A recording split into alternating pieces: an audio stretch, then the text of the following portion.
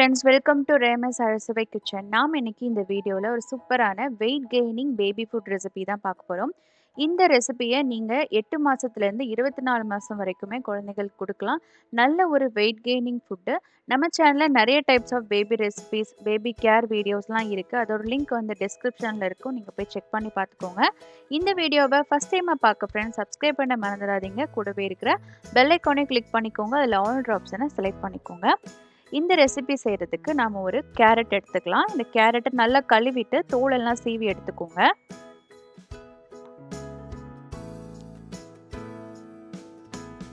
இப்போ தோல் சீவின கேரட்டை நல்லா பொடியாக நறுக்கிக்கலாம்.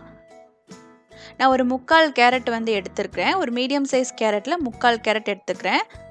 ஸோ இதை கட் பண்ணி வச்சுருக்கிற கேரட்டை நம்ம மிக்ஸி ஜாரில் சேர்த்துக்கலாம். நான் ஒரு 3 பாதாம் பருப்பு எடுத்துக்கிறேன். பாதாம் பருப்பை ஒரு 1 ஹவர் நல்ல ஹாட் வாட்டரில் ஊற வச்சுருக்கேன்.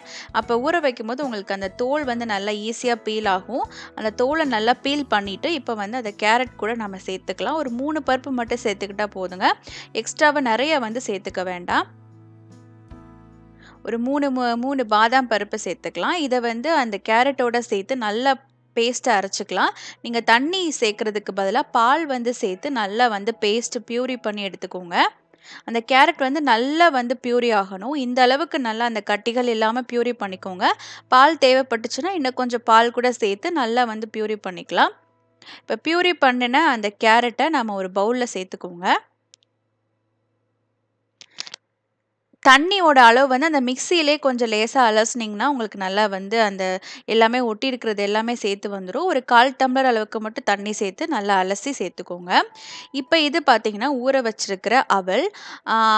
அவளோட அளவு நீங்கள் குழந்தை எவ்வளோ சாப்பிடுமோ அந்த அளவுக்கு சேர்த்துக்கோங்க. நான் ஒரு 4 டேபிள் ஸ்பூன் ஊற வச்சிருக்கிற அவல் சேர்த்துருக்கேன்.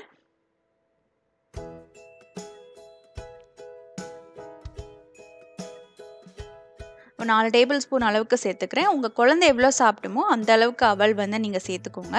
சிவப்பு அவல், வெள்ளை அவல் ரெண்டுமே நீங்கள் யூஸ் பண்ணிக்கலாம். இப்போ இதில் சர்க்கரையோட அளவு தேவையே இல்லை. நம்ம பால் சேர்த்துருக்கோம், கேரட் இருக்குது, பாதாம் இருக்குது. இது எல்லாத்துலேயுமே ஒரு சின்ன சின்ன ஸ்வீட் ஃப்ளேவர் இருக்கும். நான் கொஞ்சோண்டு சர்க்கரை அதுவும் ப்ரௌன் சுகர் ரொம்ப கம்மியாக தான் சேர்த்துருக்கேன். சர்க்கரை நீங்கள் சேர்க்காமே கூட செஞ்சு கொடுக்கலாம். இதெல்லாம் நல்லா மிக்ஸ் பண்ணிவிட்டு இதை நம்ம அடுப்பில் வச்சு நல்லா கிளறிக்கலாம். நல்லா ஒரு கெட்டியான ஒரு பியூரி கன்சிஸ்டன்சி, நல்ல கெட்டியான பியூரி மாதிரி வரும். அந்த அளவுக்கு நல்லா நம்ம வேக வச்சு எடுத்துக்கலாம். ஏன்னா நம்ம எல்லாமே பச்சையாக தான் சேர்த்துருக்கோம். பால், பாதாம், அப்புறம் பார்த்திங்கன்னா கேரட் எல்லாமே பச்சையாக தான் இருக்குது. அதனால் நல்லா கொதி விட்டுருங்க. ஒரு 2-3 கொதி நல்லா விடட்டும். விட்டப்புறம் அப்புறம் உங்களுக்கு அந்த நல்லா கஞ்சி, கெட்டியான கஞ்சி டைப்பில் வந்துடும். அதை நம்ம ஆற வச்சு எடுத்து ஊட்டிக்கலாம். ரொம்ப ஹெல்த்தியான ரெசிபி. டேஸ்ட்டும் ரொம்ப சூப்பராக இருக்கும். ஒரு கேரட் கீர் இல்லைனா கேரட் பாயாசம் சாப்பிட்ற ஃபீல் உங்களுக்கு அவங்க குழந்தைங்களுக்கு கிடைக்கும். டேஸ்ட்டும் ரொம்ப சூப்பராக இருக்கும்.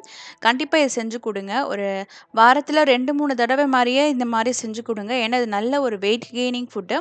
இந்த வீடியோ உங்களுக்கு பிடிச்சிருந்தா சேனலை மறக்காம சப்ஸ்கிரைப் பண்ணிக்கோங்க. லைக் பண்ணுங்கள், கமெண்ட் பண்ணுங்கள், ஷேர் பண்ணுங்கள்.